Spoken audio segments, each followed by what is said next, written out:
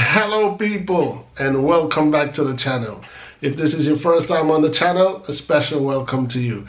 I ask that you check out the rest of my videos. If you like what you see, give them a thumbs up, leave a comment, but more than anything, I'm asking that you subscribe to the channel. Today I'm going to be talking about the question on my thumbnail.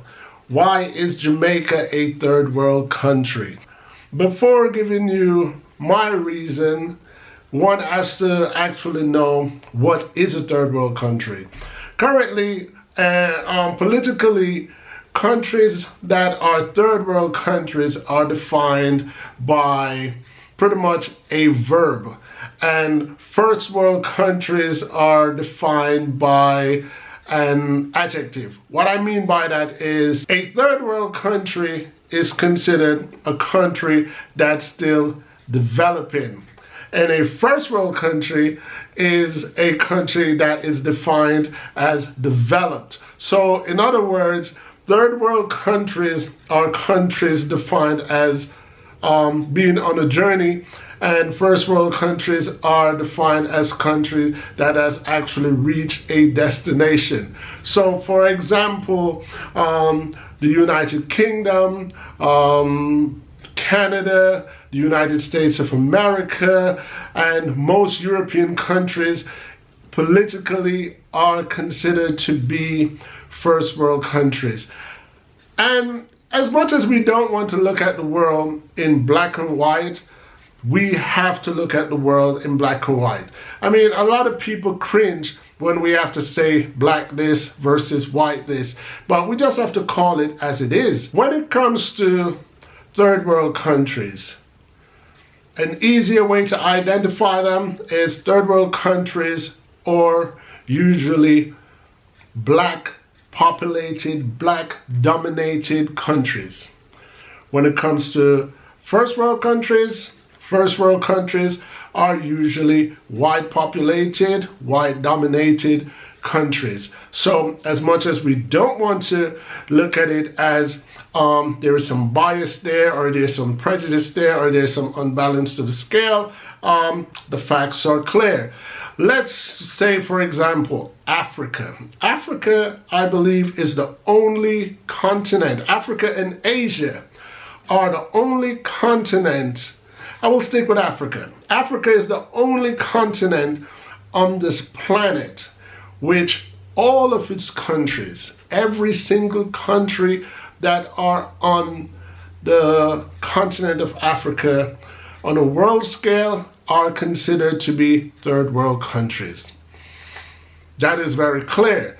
Let's use Europe, for example. Europe is a white populated continent, white dominated continent, and majority of Europe is considered to be first world countries.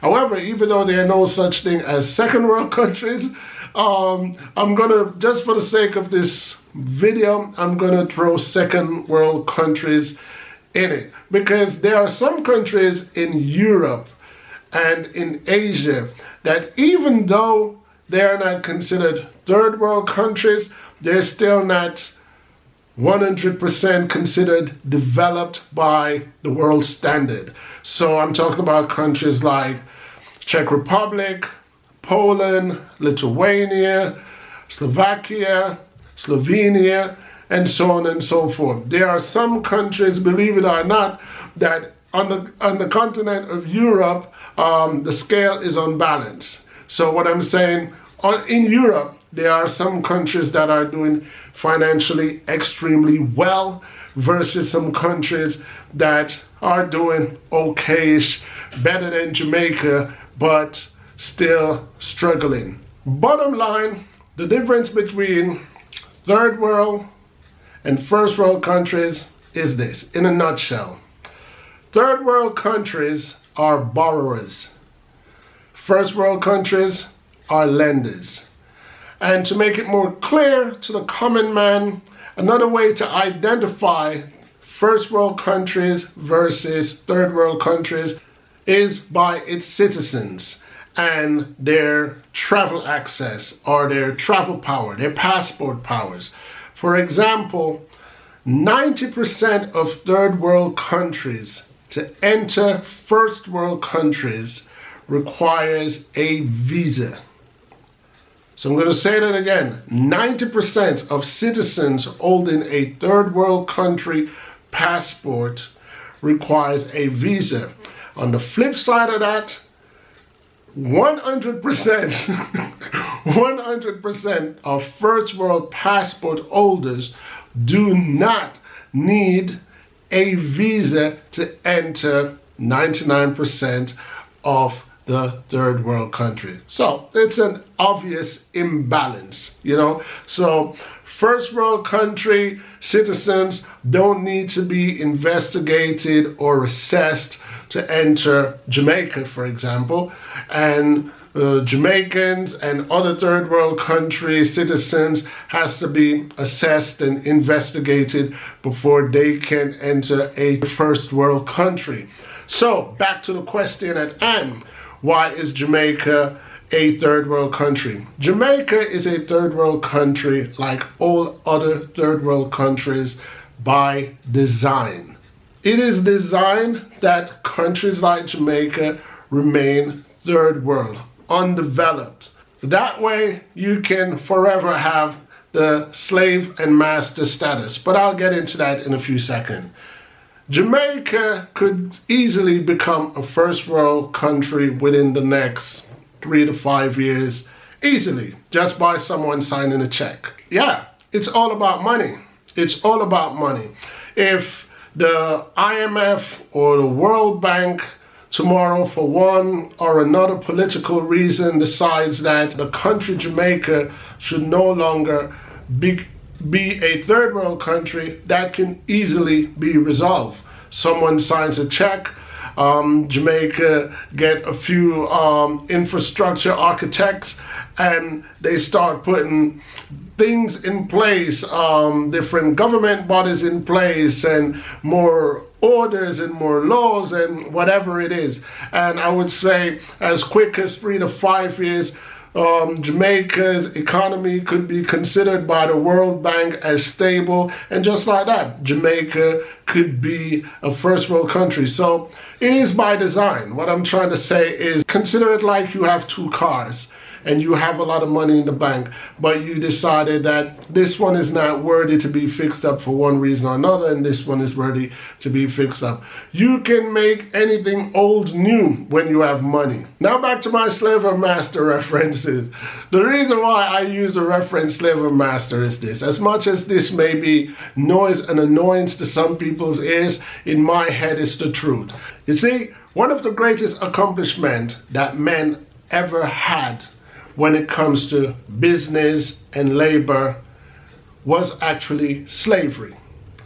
As sad, as depressing, as ugly as slavery was, many people benefited from slavery. It's free labor.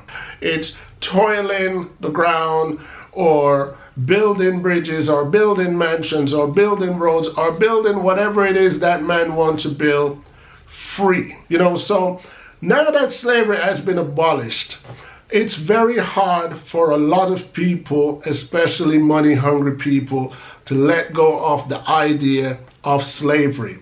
So considering that today it's illegal to enslave any human being, the next best thing is to find cheap labor. And in order to find cheap labor, you have to create cheap laborers. And how are you going to create cheap laborers? You have to starve some societies. If you starve some societies, those citizens, those people of those countries that are being starved will forever be hungry. And hungry people are desperate people. And desperate people will work for anything. Desperate people will put up with anything. Desperate people will sell their soul to eat, to live, to survive. So if you should make Jamaica a first world country, especially Jamaicans. If Jamaica should ever become a first world country, you can't talk to Jamaican. I mean, as we are today, you can't even chat to me. Jamaicans are too boasty. So if they should ever become a first world country where economically we are balanced with the first world countries, you're not going to have any Jamaicans that wants to work as a chambermaid in a hotel or as a cleaner or do any minimal jobs. The minute they realize that their parents' income are up to par with first world countries, they're going to do what anyone would do with money. They're going to go for better education, better colleges, better universities, and they're going to start aiming for big high-powered job, better living, better lifestyle, and in turn, their life may become so busy with business that they now need help. They now need maids. They now need servants. They now need a driver, and so on and so forth. The rich countries of the world can't have that. We can't have slaves anymore, but we still need to have people who look up to us, people who don't have much self-esteem, and we have to have people that rely on us at all times. If we should make third world countries become first world countries, we create a leverage that would create a financial conflict. So for that reason, I say Jamaica is a third world country by design. I mean, 90% of Jamaicans that are born, by the time they're 7 or 8 years old, one of their number one desire, one of their number one wish is to migrate to foreign. It's been a losing battle. It appears to have been a losing battle for generations upon generation. So the children today listening to their parents when their parents think they're not even listening. Their ambition before they're even teenagers is to run away from Jamaica. Jamaica is a beautiful country like most third world countries are. But my view, my opinion, my belief is that it is designed for Jamaicans to want to run away from that paradise, because Jamaicans don't see that as paradise because they are in the thick of it and they're the one that has to be struggling to get by day in day. But first world country people who are looking at Jamaica from afar sees the beauty, sees the value, and because they want to always have some hand in the control of that gem, they have to create a design for the birthright people to not want to be there. Ask 99% of Jamaicans living abroad, would you move back to Jamaica? They'll say, if I have the money. Because money is a problem, and they would be traveling to foreign countries on vacation like most first world citizens. It is sad, but I would guess and say, this is only a guess, I would guess and say 70% of Jamaicans who travel, it's never for vacation. It's usually for work, or it's usually for residence. Flip that around to a passport holder of a first world country, and they'll tell you 90% of the countries that they go to was just for visit, was just for vacation. Why? Because there's nothing economically wrong with their country. So they would always go back home. Jamaicans would do the very same thing if the country was in a first world status. But the world has to keep some countries poor, and the world has to keep some countries wealthy in order to have beggars and lenders. And begging and lending is what keeps it balanced. Equality would be bad for the business of money. Equality in race, equality in countries, equality in nationalities would be bad for business of politics and economics. I mean, human being, in my opinion, we have spent so much time forgetting to figure out what's our genuine purpose here on this earth, and we have invested all our time competing with each other, creating classism, and for what? Oh, for nothing. I mean, at the end of the day, all this money, all and everything that money can buy is going to its rightful owner, the earth. Everything that we buy, clothes, shoes, house, car, you name it, it all came from the soil. It all came from Mother Earth. And at the end of the day, it doesn't matter how much generations of your family it puddles through. I'm telling you, it's going right back to Earth. So come to think of it, it's kind of vain. It is kind of vain. All this material craving, all this crave for wealth, all this crave to be better than you or better than me, it's all for nothing. Money was designed by man.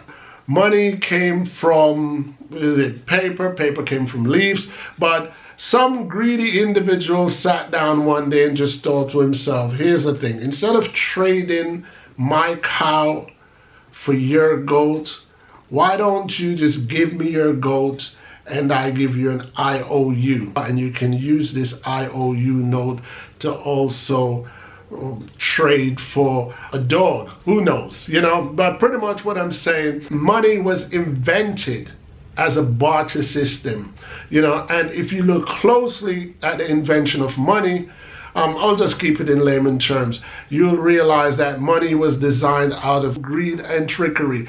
And until this day, money still represents greed and trickery. Anyway, people, let me know what you think about this video. Let me know what you think about the point. If I didn't cover all your points, feel free to ask the question and I will also give you whatever answer I can in a written comment. Like I always say on this channel, I appreciate thumbs up, thumbs down. I appreciate agreement and disagreement because at the end of the day, each one teach one. Until next time, people, peace.